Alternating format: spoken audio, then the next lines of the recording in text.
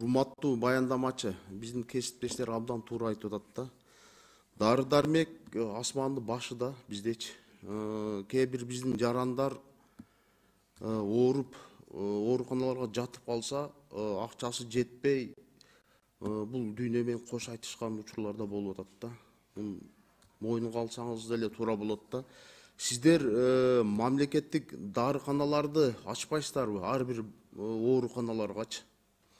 Ушундан реформа баштабайсыздарбы? Сиздер конкуренция болуп, тиги жеке менчиктерге конкуренция болуп, арзан баада берсеңиздер, ошондо бизде реформа болот да. Андан тышкары биздин ушул дары дармекти дылоо тейлейби, көзөмөлдөйбү? Сиз жана кесиптешим суроо бергенде биз жеке менчиктерди көзөмөлдөй албайбыз деп айттыңыз да. Кандай түшүнсө болот? Жеке менчик дарыканаларга ДЛСтин уруксаты менен лицензия берилип, дары дармектерди алып киргенде сертификациядан өткөзүп, лабораторный анализдер жасалат. Бирок жанакы баасын кандай кылып коюшат, эмелерин ал уже биз көзөмөлдөй албайбыз.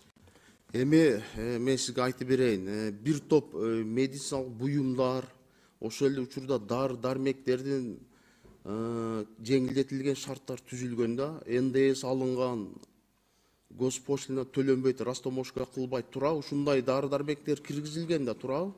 Өзгөчө кырдаалга байланыштуу киргизилген көп көлөмдө. Эми ар кандай ценаны коюп сатып алса биздин жарандарга бул аябай бир оор келет да. Ошого конкретный түрдө реформа кылыш керек да. Мамлекеттик дарыканаларды ачыш керек. Бизге ушул мыйзам долбоорун алып келиңиздер, канча акча каражат керек, биз карап сунуштарды берип, биз жардам берейли. Элге жардам беришибиз керек да. Буга кандай карайсыз? Ошол тарапка жасалган аракеттер бул бүгүнкү күндө ГП фармация, Кыргыз фармациянын ачылышы, ошону негиздеп алсак, ишке кирсе, ошондо дарыны көзөмөлдү толкандуу кыла алабызбы деген ой бар. Экинчиден, муниципалдык аптекалар ачылуу тууралуу пландар бар.